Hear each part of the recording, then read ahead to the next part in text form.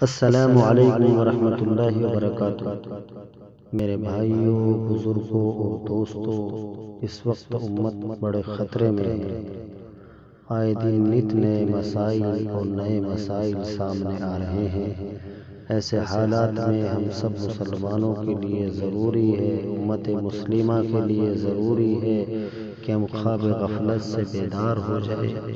عدالت عظمیٰ کا چند دنوں قبل ایک فیصلہ آیا کہ مساجد اسلام کا لازمی حصہ نہیں۔ یہ ہم سب کے لیے بڑی دکھ کی بات ہے۔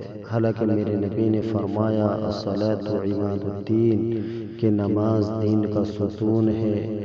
نمازیں کہاں ادا کی جاتی ہیں؟ مساجد میں۔ مساجد کے اندر ذکر و اذکار کی، تسبیح و تہلیل کی، قرآن پاک کی تلاوت کی جگہیں ہیں مسجدیں، جہاں اللہ کی یاد تازہ ہوتی ہے، ذکر و اذکار کی مجلسیں ہوتی ہیں، اللہ کا نام لیا جاتا ہے، جس سے اسلام کی شان زندہ ہے، آن زندہ ہے۔ میرے بھائیوں، میرے نبی نے جب مکے سے مدینے کی طرف ہجرت کی تو سب سے پہلے قباء میں قیام فرمایا۔ وہاں آپ نے ایک مسجد کی تعمیر فرمائی جو تقوی کی بنیاد پر رکھی گئی تھی۔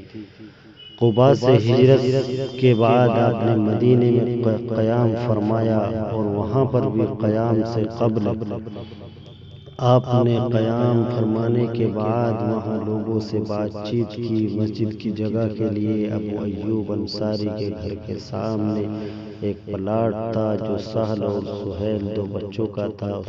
اس پلاٹ کو قیمتاً خریدا اور آپ نے اس میں مسجد بنوائی۔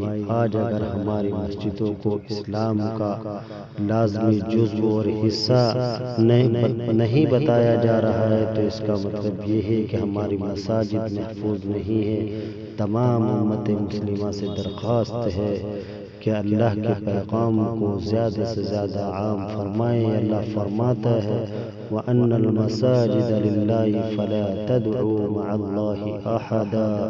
اللہ ہم سب کو عمل کی توفیق نصیب فرمائے۔